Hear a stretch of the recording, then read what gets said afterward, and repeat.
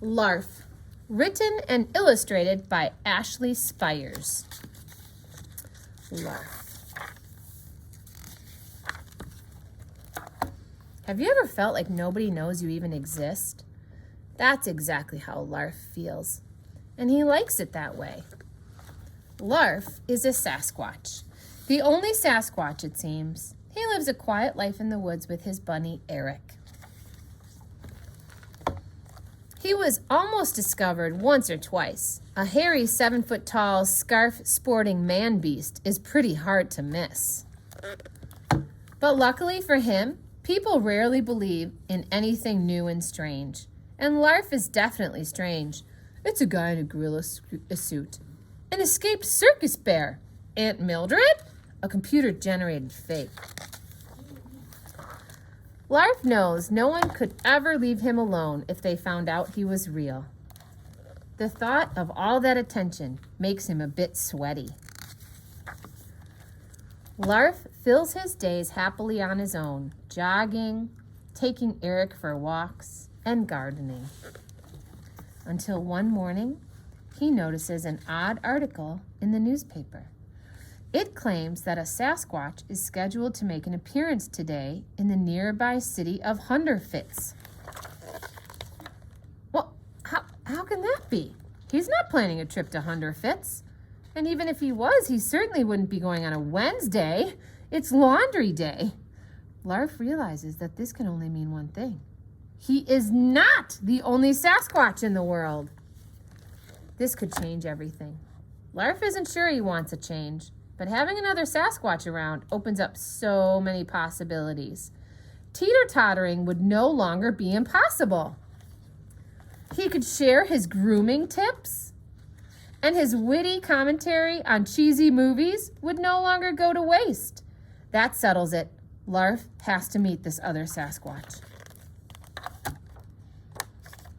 Traveling to Hunderfitz is generally something that he avoids, but this is a once-in-a-lifetime opportunity. Besides, Larf is a master of camouflage. He is sure to go unnoticed. Billy, don't stare. What is that? Aunt Mildred? On the way, Larf starts to wonder what the other Sasquatch will be like. If this guy is making appearances, then he could be a bit of a showboat. Larf isn't sure he wants to be around someone like that. What if they don't get along? What if the other Sasquatch doesn't like Larf? What if he does like him and he wants to move in? What if he doesn't pick up his laundry? What if he eats meat? What if he's allergic to Eric? Or worse yet, what if he is a she? Larf really isn't ready to meet a girl. He hasn't had a bath in ever. By the time he arrives, Larf is having second thoughts. He really does enjoy being on his own. All the activity, all the people, and all the noise are making things worse. Larf can hardly see straight, let alone think straight, in all this hubbub. Does the other Sasquatch actually like being around so many other people? Will life with someone else always be this loud? Suddenly, Larf spots the other Sasquatch, but something doesn't seem quite right. Why are his eyeballs not moving? Is that a zipper down his belly? And since when could a Sasquatch wear perfectly normal-sized running shoes? You aren't a real Sasquatch, Larf realizes aloud. The other Sasquatch removes its head. Of course I'm not. Sasquatches aren't real, the guy underneath replies. There is no other Sasquatch. It was all a big fake. Larf is disappointed, but at least he can return to his quiet life in the woods. Then, while Larf is waiting for the bus back home, a voice says, "Your bunny's super cute." Larf looks up, and this time what he sees seems exactly right. It looks him right in the eyes and blinks.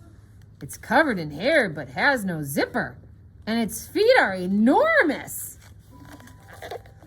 My name is Cheryl, and this is Patricia, the other Sasquatch says, smiling.